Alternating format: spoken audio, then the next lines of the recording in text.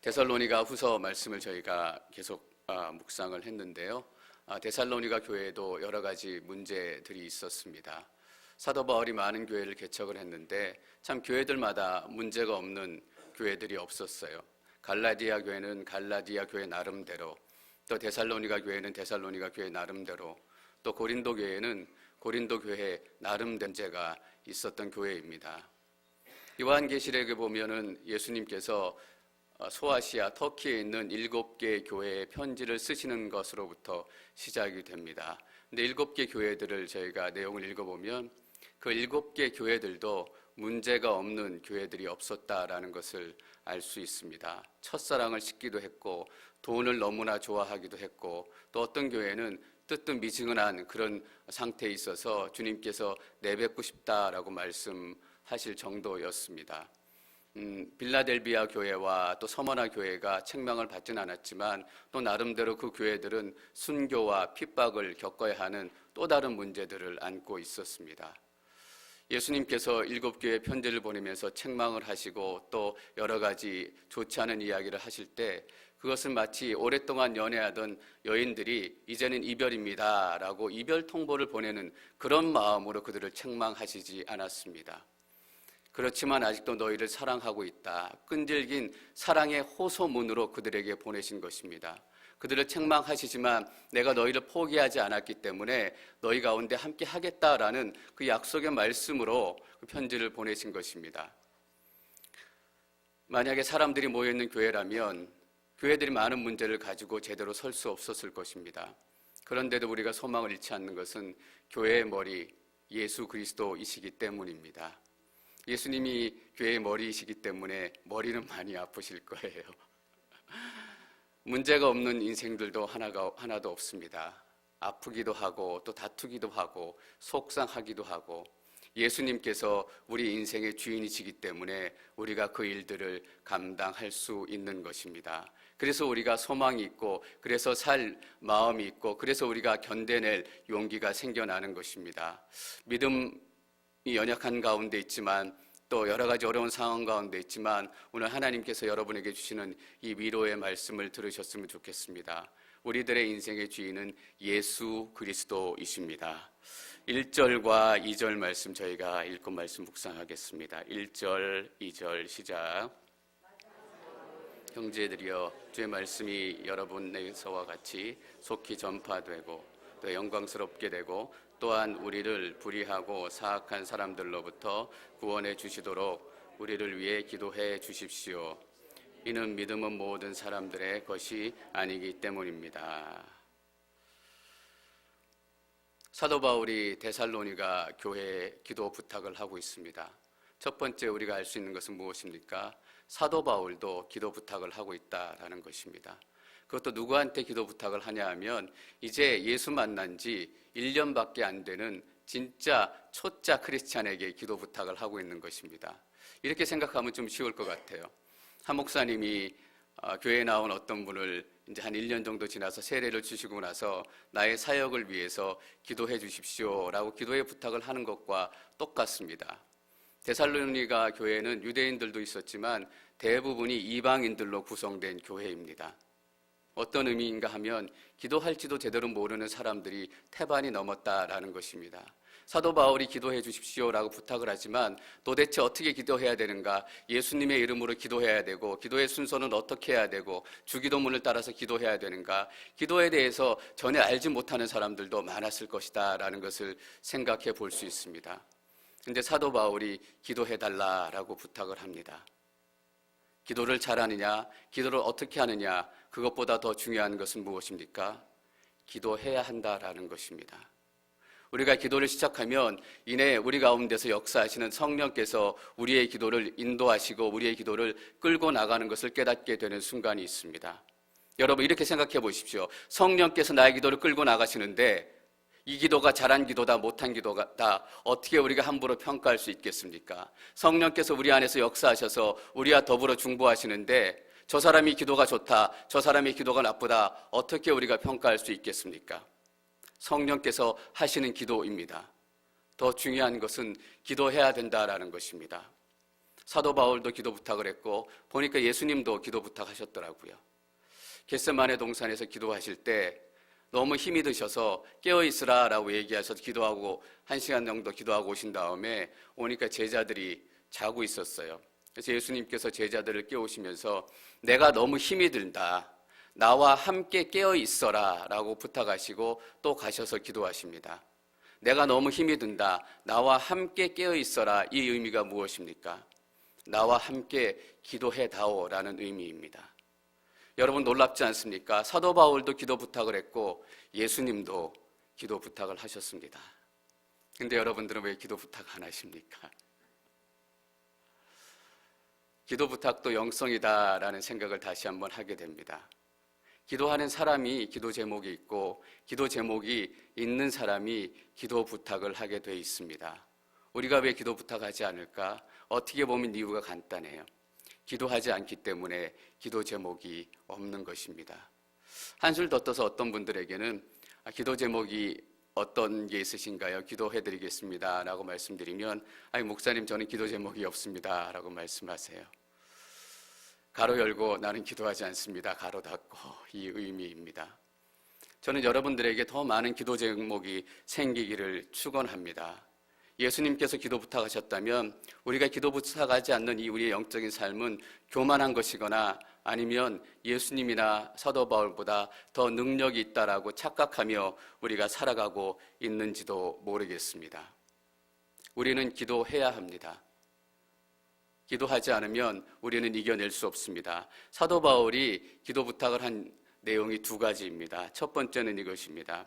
주의 말씀이 여러분에게서와 같이 속히 전파돼 영광스럽게 되고 또한 우리를 불의하고 사악한 사람들로부터 구원해 주시도록 우리를 위해 기도해 주십시오.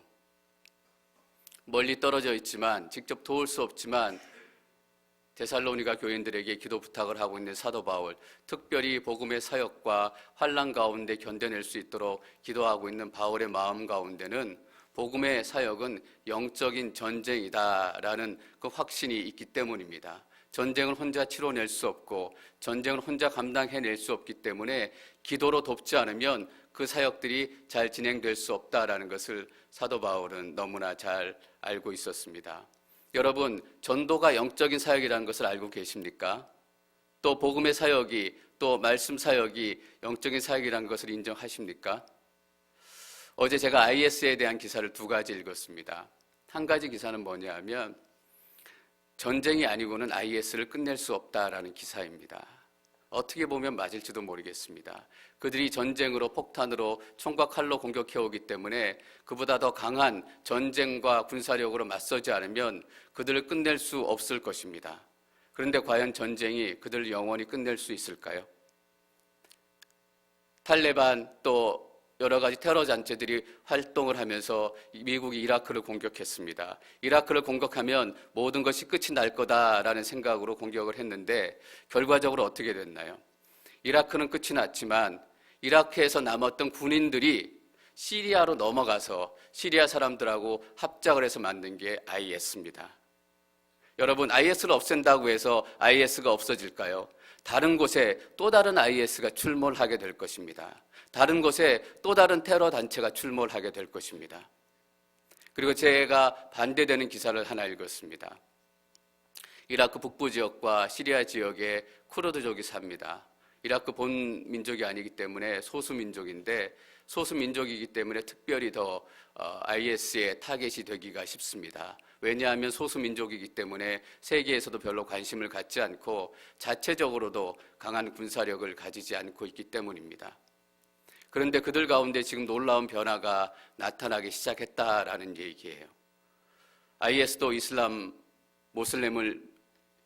믿는 모슬렘이고 또 쿠르드족도 대부분 이슬람을 믿는 모슬렘인데 IS가 알라의 이름으로 사람들을 죽이고 핍박하고 빼앗고 겁탈하는 것을 보면서 알라가 무엇인가, 이슬람이 무엇인가에 대한 회의를 갖게 되는 사람들이 늘어나기 시작했다라는 거예요. 동시에 그들이 보게 되는 모습은 어떤 사람들이 와서 예수 그리스도의 이름으로, 크리스찬의 이름으로 자기들을 돕고 희생하고 치유와 기적의 역사가 나타날 때 그 사람들은 자기가 그 보는 앞에서 알라와 하나님과 예수님을 동시에 비교하게 된다라는 거예요. 그래서 그들이 성경을 찾게 되고 하나님의 은혜를 찾게 되고, 그래서 어떤 사람이 그 기사에 이렇게 썼어요. 지금 그 지역에는 대각성이 일어나고 있다라는 거예요. 여러분, 우리가 직접 갈 수 없기 때문에 어떨 때는 헌금을 보내기도 하고 대부분의 시간은 그 지역을 기도하면서 보내요. 기도한다고 그 땅이 변할까? 기도한다고 무슨 변화가 일어날까? 여러분, 우리가 다시 한번 믿음으로 잘 봐야 돼요. 기도하니까 어떤 변화가 일어나기 시작해요. 누가 그 땅 가운데 알라와 예수 그리스도가 비교될 수 있을 거라고 생각을 했어요. 그런데 그 땅 가운데 예수 그리스도의 이름으로 간 사람들로 인해, 뒤에서 기도한 사람들로 인해서 그들 가운데 대각성이라고 부를 만큼 그들이 예수님을 따르기 시작하고 예수님을 만나기 시작했다라는 거예요. 무엇을 알 수 있어요? 복음은 영적인 싸움, 영적인 전쟁이다라는 거예요. 그래서 우리는 기도해야 돼요. 그래서 사도 바울이 기도해달라라고 부탁을 하고 있는 것입니다.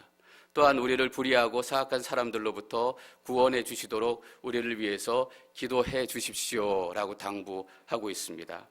그 3절에는 또 이렇게 기록을 하고 있습니다. 3절 시작. 주께서는 신실하시니 여러분을 강하게 하시고 악한 자로부터 보호해 주실 것입니다. 3절에서 5절까지는 사도 바울이 기도 부탁을 하는 것이 아니라 내가 여러분들을 위해서 이렇게 기도하고 있습니다 라는 자기의 기도의 내용을 이야기해 주고 있는 것입니다. 3절에 이렇게 시작해요. 주께서는 신실하시니. 여러분, 신실하시다라는 말이 어떤 뜻인가요? 어제도 오늘도 내일도 똑같다라는 의미예요. 어제 우리의 기도를 들으셨던 하나님, 오늘 우리의 기도를 들으셨던 하나님, 여러분이 강하게 하시고 악한 자로 보호해 주실 것입니다. 미래형을 쓰고 있어요. 지금까지 지켜주신 하나님이 앞으로도 여러분을 지켜주실 것입니다. 한 번, 두 번 지켜주시고 끝난 것이 아니라 시간이 다 끝날 때까지 하나님께서는 멈추지 않고 여러분들을 계속해서 지켜주실 것입니다 라고 기도하고 있는 것입니다. 그것이 하나님은 신실하시다라는 의미예요. 사도 바울이 데살로니가 교회를 위해서 기도해요. 사도 바울의 서신서를 보면 제가 너무 좋아하는 표현들이 가끔 나와요. 이런 표현이 나오는데, 내가 기도 가운데 여러분들을 기억합니다라는 거예요. 우리는 그냥 기억될 수 있어요. 좋은 사람으로 남을 수 있고 추억으로 남을 수 있어요. 근데 기도 가운데 기억될 수 있다라는 것보다 더 아름답고 능력이 되고 위로가 되는 말이 어디 있겠어요? 데살로니가 교인들이, 갈라디아 교인들이 내가 기도 가운데 여러분들을 기억합니다라는 말을 듣는 순간, 나를 떠나서 못 본 지 몇 년이 지났지만 아직도 사도 바울 선생께서 나를 위해서 기도해 주시는구나. 여러분, 목회자가 여러분을 위해서 기도하고 있다라는 그 말보다 더 위로가 되는 말이 있으세요? 우리 교회 장로님은 기도하는 장로님이다 말은 말보다 더 든든한 그런 말이 있으세요? 우리 순장님은 기도하는 순장님이셔. 이거보다 믿음직한 말이 있으세요? 저는 그거보다 더 믿음직하고 안심이 되는 말이 없는 것 같아요. 교회 영적인 리더가 기도하고 교회 목회자가 기도하고 그 기도의 모습을 성도들이 함께 보게 될 때 그들 가운데는 깊은 영적인 안심이 들어오는 거예요. 저는 여기에 있는 모든 영적인 리더들에게 다시 한번 챌린지를 해드리고 싶어요. 여러분, 기도 안 하면 성도님들이 불안해하세요. 기도하시면 성도님들이 안심하세요. 근데 요즘에 성도님들이 조금 불안해하시는 것 같아요.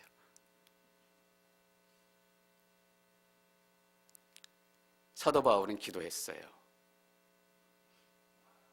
자기가 데살로니가 교회 교인들의 강건함과 악한 무리들의 그 공격에서 피해달라고 기도했던 것처럼 똑같은 기도 제목을 가지고 기도해달라고 부탁하고 있어요. 여러분, 제가 새벽에 기도하다 보면 놀라운 것을 느끼는 때가 있는데 뭐냐 하면요, 같이 막 기도하다가 이제 조금씩 소리 내서 기도하시잖아요.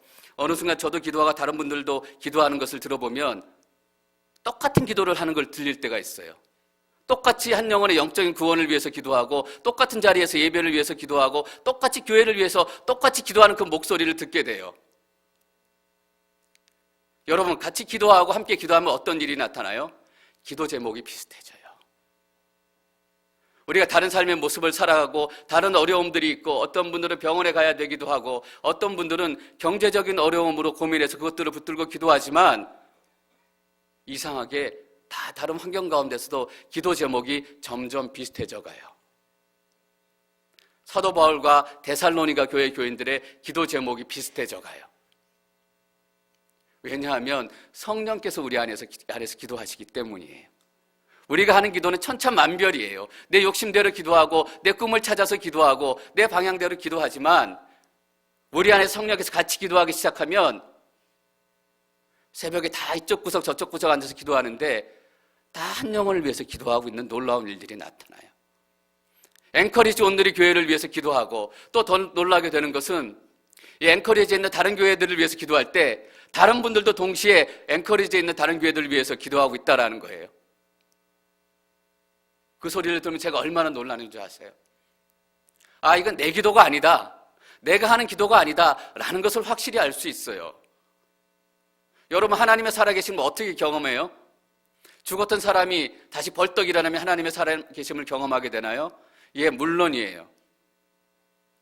그러나 우리가 같이 기도하기 시작할 때 우리의 기도 제목이 닮아가기 시작하고 우리의 모습이 닮아가기 시작하고 우리가 궁극적으로 닮아가길 원하는 사람은 누구예요?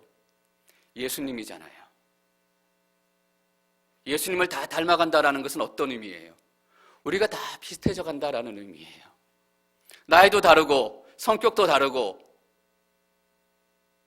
하지만 예수님 닮아가는 거예요. 그래서 이런 경험 없으세요? 어떤 교회 가면 교인들이 다 비슷한 얼굴인 것 같아요. 다 닮았어요. 목사님도 닮은 것 같고 성도님도 닮은 것 같고. 여러분, 우리가 예수님을 닮아서 다 비슷하게 닮아야 되지 않겠어요? 물론 영화배우를 닮아서 잘생겨서 가는 것도 좋을 거예요. 그러나 우리가 닮아야 될 사람은 예수님이에요.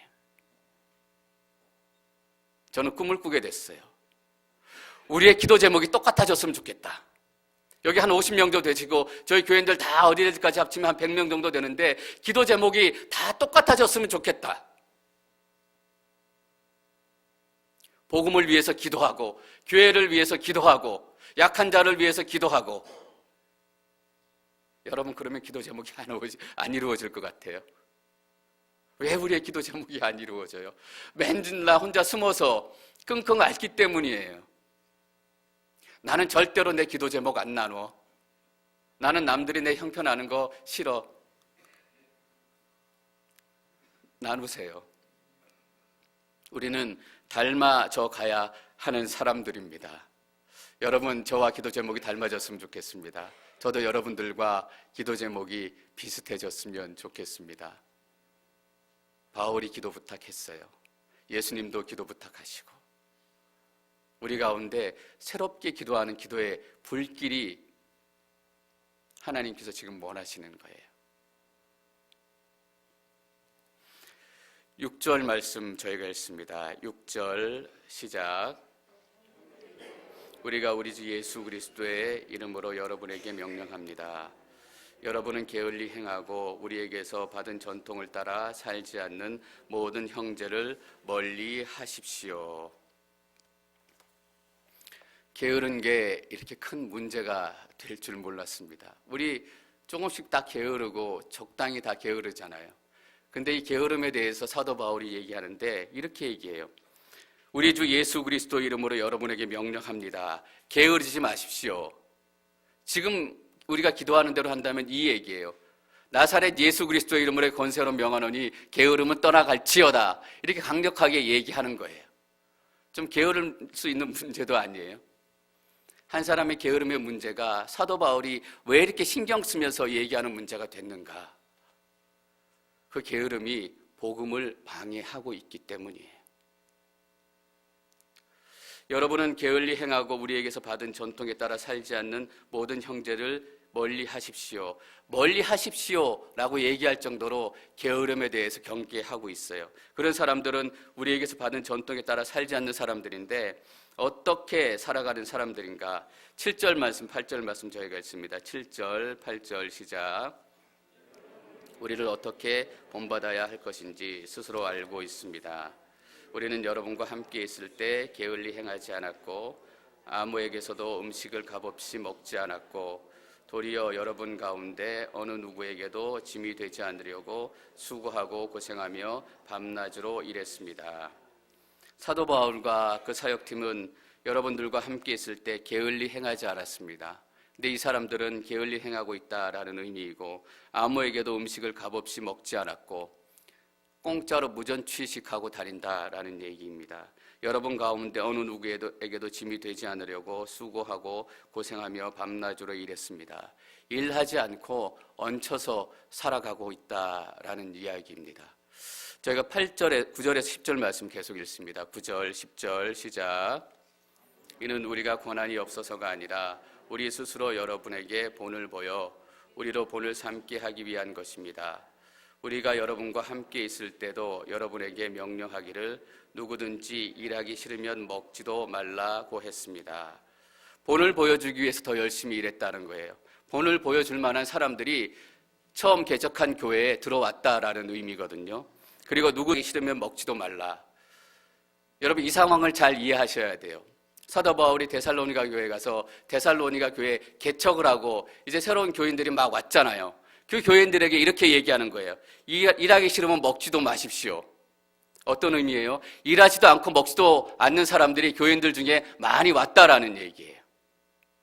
교회는 그런 곳이에요. 그런 문제를 가지고 있는 사람들이 오는 곳이에요.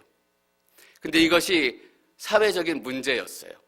사도 바울이 이미 그들 가운데 있을 때 얘기했고 지금은 더 상황이 나빠졌는데 어떤 사회적인 이슈가 있었냐 하면 빈부의 격차가 도시 가운데 커지면서 특별히 데살로니가는 대도시 중에 하나였어요. 가난한 사람들이 일자리가 없어서 굶기도 하고 어렵게 살기도 하는데 어떤 사람들은 일자리를 찾아보려고 하지도 않고 그냥 무전취직하려고 하고 돈 많은 사람들에게 얹혀 사려고 하는 사람들이 많이 나타났어요. 그래서 이게 사회적인 문제가 됐던 거예요. 근데 그런 사람들이 교회에 많이 오지 않았겠어요? 왜냐하면 자기 삶 가운데 만족을 누리고 부자고 평안하게 사는 사람들은 교회 안 와요. 예나 지금이나. 내 삶 가운데 뭔가 부족한 게 있고 뭔가 문제가 있기 때문에 그 문제 때문에 교회에 오게 된다니까요. 없는 것 때문에 교회에 오게 된다니까요. 그래서 예수님을 만나게 되는 거잖아요. 데살로니가 교회 개척했어요. 분명히 문제가 많은 사람들이 왔을 거예요. 무전취식하고 얹혀 살고. 근데 이 사람들이 예수님 믿고 나서 삶이 변화해야 되는데 변하지 않는 거예요. 그리고 핑곗거리가 하나 더 생겼잖아요. 예수님이 곧 오신대. 열심히 일 안 해도 돼. 적당히 먹고 살다가 예수님 오면 다 외상장부 써가면서 계속 먹고 다녔을 거예요. 예수님 오면 외상장부 끝이잖아요. 나중에 예수님한테 받아. 핑곗거리가 하나 더 생긴 거예요. 확실한 핑곗거리가 생긴 거예요. 그러니까 얼마나 더 얻어먹고 다니고 얼마나 더 괴롭겠어요. 그리고 사도 바울이 가르친 게 뭐예요? 크리스찬 공동체는 서로 나누어야 합니다. 서로 사랑해야 합니다. 형제님 자매님 나누어야 된대요. 사랑해야 된대요. 나에게 좀 주세요.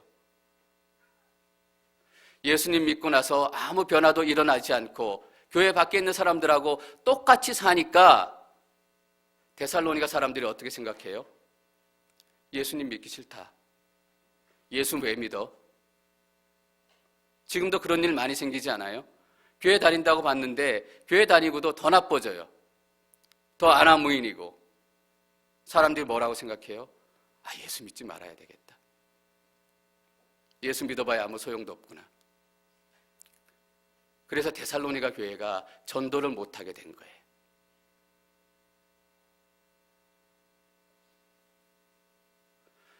우리의 삶을 되돌아볼 필요가 있어요.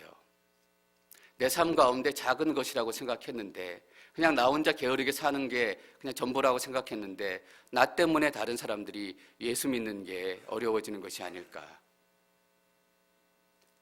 분명히 다르게 살아야 된다라고 얘기했는데 다르지 못하기 때문에 밖에 있는 사람들이 교회에 오지 못하는 것이 아닌가. 여러분 지난주에 교회는 응급실이다라고 말씀드렸어요. 응급실이다라는 소식을 듣고 교회는 좀 뭔가 다르겠구나. 나도 너무너무 급하기 때문에 그 응급실 가서 치료 좀 받아야 되겠다 하고 교회에 왔어요. 그 사람이 교회에 올 때 드는 생각은 뭐예요? 교회는 응급실이니까 다 환자처럼 다 누워있겠구나, 다 힘없이 축 처져 있겠구나, 그리고 의사들이 왔다 갔다 하겠지. 근데 교회 오니까 뭐예요? 혈기왕성한 사람들이 막 돌아다녀요. 환자들이 누워있는 게 아니라 벌떡벌떡 일어나갖고 목에 핏대를 세우고 막 소리치고 혈기왕성하게 막 힘자랑해요. 뭐라고 생각하겠어요? 응급실이라고 왔는데 밖에하고 똑같네. 그럼 내가 교회 올 필요 없지. 밖에가 더 좋은데. 여러분, 교회가 또 교회에 다니는 분들이 낙태를 수용하면서부터 교회의 영적인 상태는 본격적으로 흔들리기 시작했다라는 거예요. 교회가 동성애를 수용하기 시작하면서 더 영적인 상태는 흔들리기 시작해요. 사람들이 주장하는 것, 세상에서 주장하는 것, 낙태, 동성연애 여러 가지 것들을 교회가 받아들이면 그 사람들이 교회로 다 올 것 같으세요? 아니에요. 그것을 받아들이는 순간 그들은 교회를 다 떠나요. 왜냐하면 교회는 다른 게 없다라는 거예요. 교회가 다르기 때문에 사람들이 교회를 오는 거예요. 똑같다면 교회에 올 필요가 없다라는 것이잖아요. 근데 데살로니가 교인들이 예수님을 만나고 복음을 들었다, 구원을 받았다라고 하는데 똑같아요. 이전처럼 구걸하고 다니고 이전처럼 아쉬운 소리 하고 다니고 창립 예배 드릴 때 누구든지 일하기 싫으면 먹지도 말라라고 단호하게 얘기할 수밖에 없었던 사도 바울이 1년 지난 제 편지에서 더 심각하게 그 얘기를 써요. 이 사람들하고 이제 놀지도 마십시오라는 거예요. 얼마나 상황이 더 악해졌을지. 저도 가끔 머리가 아파서 고생하는데 예수님 머리 정말 많이 아프셨을 거라고 생각이 돼요. 11절 말씀 저희가 같이 읽습니다. 11절 시작. 내가 들으니 여러분 가운데 몇몇 사람들이 게을리 행하고 아무 일도 하지 않고 참견이나 한다고 합니다. 이상하게 교회에 오면 입이 많이 발달이 돼요. 그래서 교회 다니시는 분들 보면 많이 드시거나 아니면 말씀이 많으시거나 둘 중에 하나예요. 먹고 있지 않으면 말 많이 하시거나 참견하고 다닌다라는 거예요. 두 가지 다 하잖아요. 게으르니까 교회 와서 먹는 거 찾아다니고 먹지 않을 때는 말 많이 하고 다니는 거예요. 참견하고 다니고. 그러니까 공동체에 사고가 나요. 여기서 들으는 김 집사님 얘기 저 집사님한테 옮기고 뭐라 그러는지 알아? 당신 보고 이렇대 말하고 다녀요. 여러분, 그래서 우리는 입을 닫아야 돼요. 입을 닫을 수 있는 방법이 뭐예요? 기도하는 거예요. 입을 닫을 수 있는 방법이 뭐예요? 말씀을 읽고 묵상하는 거예요. 우리 입술 가운데 쓸데없는 소리 나오지 않도록 기도로 우리의 입술을 채우고 말씀으로 우리의 입술을 채우는 거예요. 이 사람들이 많이 먹고 이야기는 많이 하지만 뭐라고 기록하고 있나요? 아무 일도 하지 않고. 일만 하지 않는다라는 얘기가 아니에요. 영적으로도 아무 일도 안 한다라는 얘기예요. 여러분, 시간이 많이 남으면 내가 성경도 보고 기도도 많이 해야지. 시간이 많아지면 여러분 기도하시게 되고 성경 보시게 되던가요? 아니에요. 시간이 많고 적으면 우리가 기도하고 성경 보고 말씀 보고 사실은 전혀 상관이 없어요. 어떤 특별한 케이스만 빼면. 오히려 시간이 많아지면 성경 안 봐요. 기도 안 해요. 저도 언제 말씀을 많이 읽고 또 은혜를 많이 받고 기도 많이 했나, 정말 깊이 기도했나 하고 생각해 보면 직장 다니면서 제일 바쁠 때예요. 그때 막 시간을 쪼개가면서 바쁜데 아침에 새벽 갔다 와가지고 저녁에 기도하러 가고 말씀 보고. 직장 다니면서 제가 한 달 동안 기도한다고 교회에서 잤어요. 교회에서 자고 새벽에 일어나서 새벽 기도 드리고 나와서 출근하고 그걸 한 달을 했어요. 제일 뜨겁게 훈련받았을 때가 언제인 줄 아세요? 직장 다니면서 제일 바쁠 때예요. 제가 제일 많이 변할 때도 그때인 것 같아요. 지금인 것 같지만 그때 만난 은혜가 지금 저를 변화시킨 거예요. 바빠서 성경 읽을 수 없어요. 바빠서 기도할 수 없어요. 이렇게 얘기하면서 이렇게 많이들 얘기하세요. 그래도 놀 건 다 놀아요. 지난달에 생명의 삶 보면 재밌는 예화가 하나 있었는데 이런 예화가 있어요. 어떤 분이 어떤 교회에 세미나를 하러 가셔서 좀 먼 곳이기 때문에 주무셔야 돼서 그 교회에 어떤 장로님 댁에서 하루 주무시게 됐대요. 하루 주무시게 됐는데 이제 그 장로님하고 말씀을 나누는데 너무 신실하시고 너무 예배도 잘 드리시고 좋으신 장로님이세요. 근데 그 장로님이 너무나 안타까워하면서 그분에 이렇게 말씀하셨다라는 거예요. 목사님, 제가 꼭 새벽 기도를 가고 싶은데 너무너무 장사하느라고 바빠서 새벽 기도 갈 시간이 없어요. 근데 그 목사님이 새벽에 우연히 일어나서 이렇게 거실로 나오는데 깜짝 놀랐다라는 거예요. 거실에 누가 서 있는데 장로님이 껌껌한 데에서 새벽 기도 가실 시간에 골프 연습을 하고 있다라는 거예요.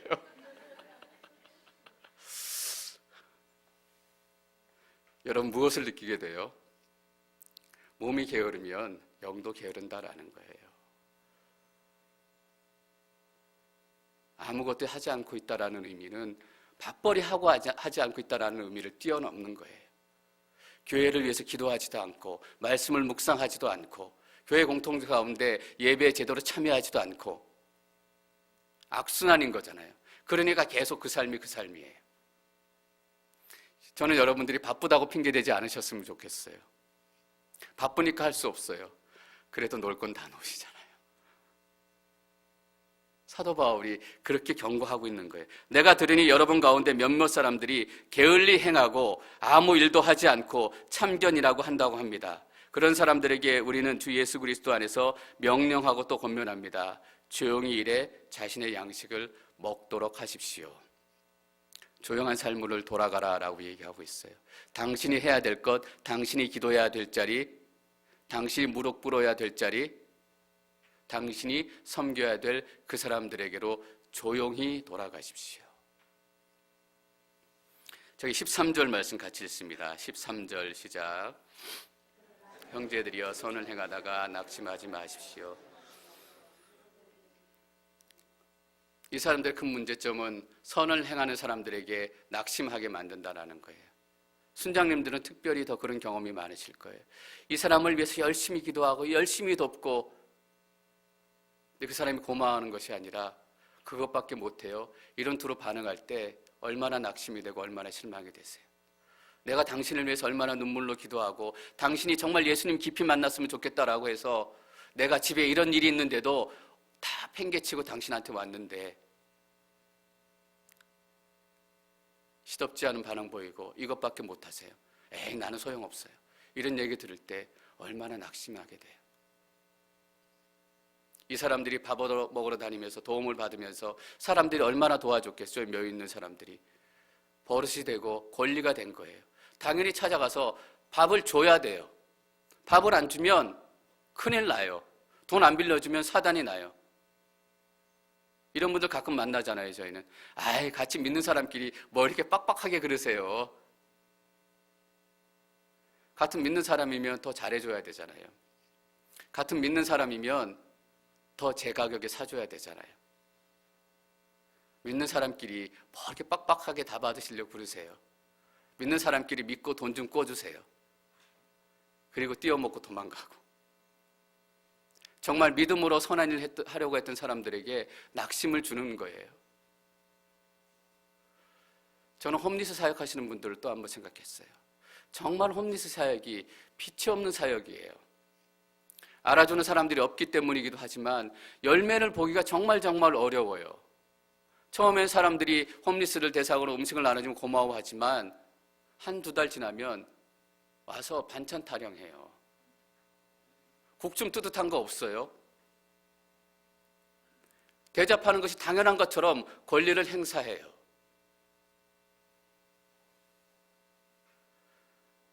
저는 홈리스 사역하시는 분들을 보면 얼마나 자주 낙심하시게 될까.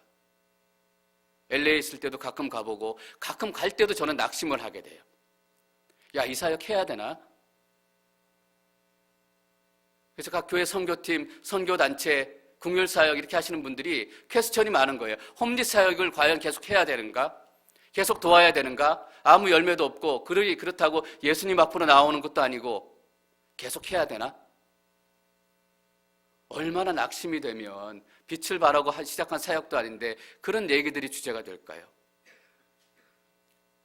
근데도 하는 거예요. 그 사람들이 굶어 죽으면 안 되니까. 추워서 얼어 죽으면 안 되니까. 게으르게 아무 일도 하지 않고 돌아다니는 사람들이 공동체에 선한 일을 행하는 사람들을 낙심하게 만드는 거예요. 주저앉게 만드는 거예요. 영적인 침체에 빠지게 만드는 거예요. 그럼 뭐예요? 공동체가 힘을 잃잖아요. 공동체가 능력을 잃잖아요. 그리고 우리는 고아와 과부를 돌아봐야 되는데 그 사람들 때문에 정말로 돌봄이 필요한 사람들을 돕지 못해요. 사도 바울이 몇 사람의 게으름의 문제를 왜 이렇게 심각하게 예수 그리스도의 이름으로 명하노니 게으른 사람은 떠나갈지어다 이렇게 명령할 정도로 단호하게 이야기했는가? 복음을 방해하고 교회를 흔들기 때문이에요. 어떻게 보면 너무나 개인적인 일이고 너무나 작은 일이에요. 근데 여러분 놀라지 마세요. 우리 안에 다 있다라는 거예요. 그런 문제들이. 제 안에도 있고 여러분 안에도 있고. 나는 아무 중요하다고 생각하지 않았는데 나 때문에 상처받고 실망하고 넘어지는 사람들이 있다라는 거예요. 나는 뒤끝 없어. 나는 한 말 다 잊어버려. 본인은 잃어버리지만 그 말 때문에 실족하고 상심해서 교회를 떠나는 분들이 있다라는 거예요. 어떤 의미예요?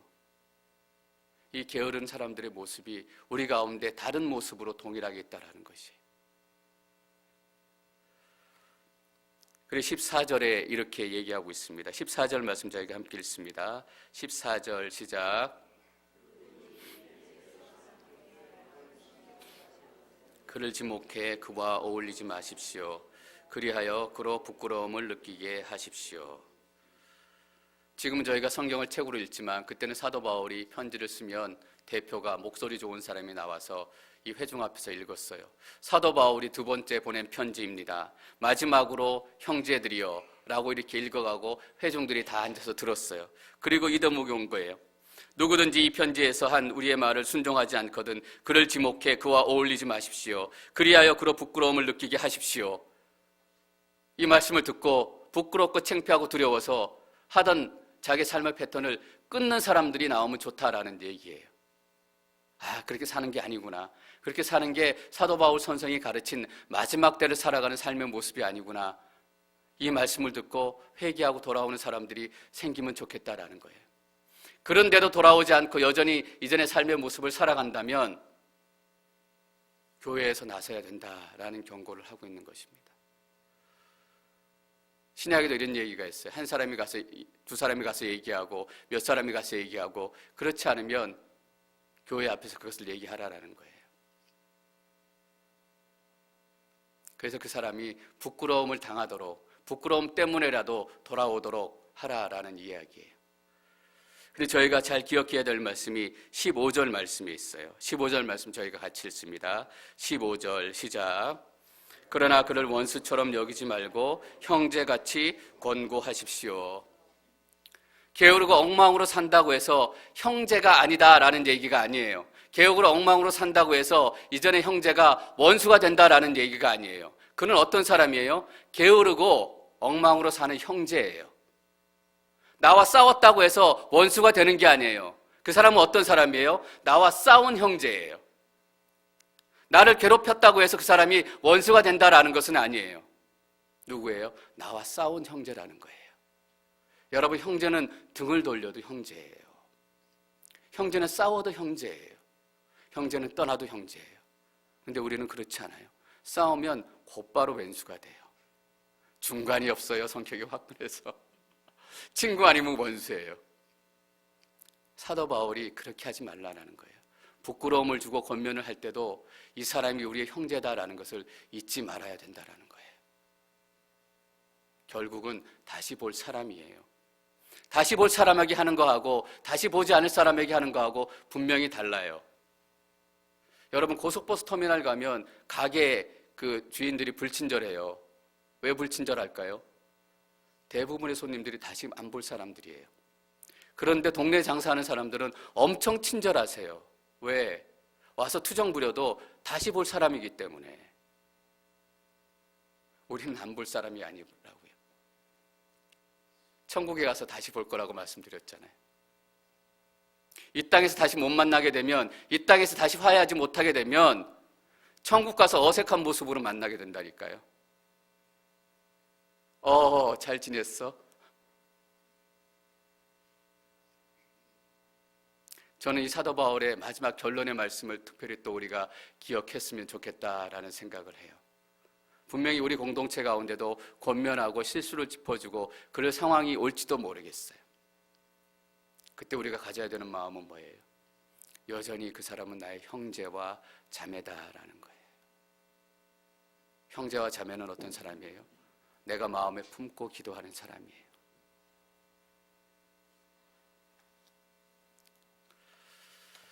저는 사도 바울의 데살로니가를 향한 이 편지를 마지막으로 맺으면서 여러분들이 과연 내 안에는 무엇이 있는가라는 것을 말씀으로 점검해 보시는 시간이 됐으면 좋겠어요. 그리고 사도 바울이 끝에 결론을 맺으면서 형제입니다라고 결론을 맺었던 그 의미가 무엇인지 저희가 또 묵상할 수 있었으면 좋겠어요. 이것이 말씀이에요. 말씀으로 인해 우리가 드러나게 되고 말씀으로 인해 우리의 생각들이 바뀌게 되는 거예요. 교회마다 문제가 없는 교회가 없고 인생마다 문제가 없는 인생이 없어요. 다 예수님을 골치 아프게 만들고 예수님의 마음을 아프게 만드는 교회고 인생이에요. 그러나 우리 가운데 흔들리지 않는 소망이 있는 것은, 소망의 이유가 되는 것은 예수 그리스도가 우리의 머리가 되시기 때문이에요. 데살로니가 교회의 머리가 되셨던 것처럼 동일한 예수님께서 앵커리지 온누리 교회의 머리가 되고 계십니다.